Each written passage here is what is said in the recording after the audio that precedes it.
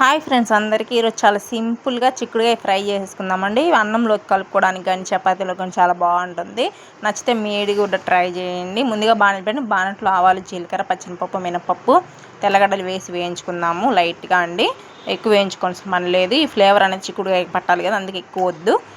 పెద్ద ఆనియన్ అండి, పెద్ద ఆనియన్, ఒక పచ్చిమిరపకాయ, చిన్న అయితే 2 కరివేపాకు కూడా వేసి వేయించుకుందాము.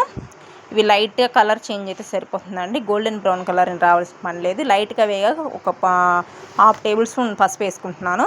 పసుపు వేసుకొని కొంచెం వేగనిచ్చుకున్నాక చిక్కుడుకాయలు పందిరి చిక్కుడుకాయలు అండి. ఇవి కోసి పెట్టుకున్నాను, కడిగి శుభ్రంగా కడిగి కోసి పెట్టుకొని సన్నగా కోసుకోండి. మీకు ఎంత వీలైతే అంత సన్నగా కోసుకోండి, బాగుంటుంది. ఇట్లా కళ్ళు పెట్టేసుకొని మూత పెట్టేసుకుందామండి. ఒక 10 నిమిషాల తర్వాత చూపిస్తాను మళ్ళీ మీకు.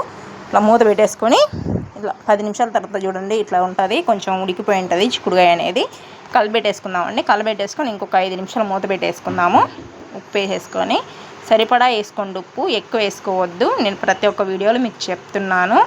ఇట్లా సరిపడా వేసుకొని మళ్ళీ ఒక 5 నిమిషాలు మూత పెట్టేసుకొని ఫైనల్గా మూత తీసుకొని చూసుకుందామండి. చిక్కుడుకాయ మగ్గిపోయి ఉంటుంది.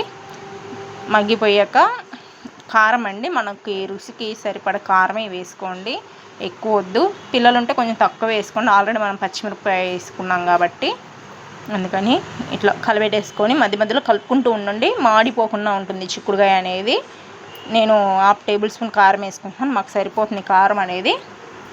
ఇట్లా కలిపేసేసుకొని నేను పాప డ్రెస్ వీడియో పెట్టాను, ఎవరు చూశారు కానీ లైక్ చేయట్లేదు, నచ్చలేదేమో తెలియట్లేదు నాకు.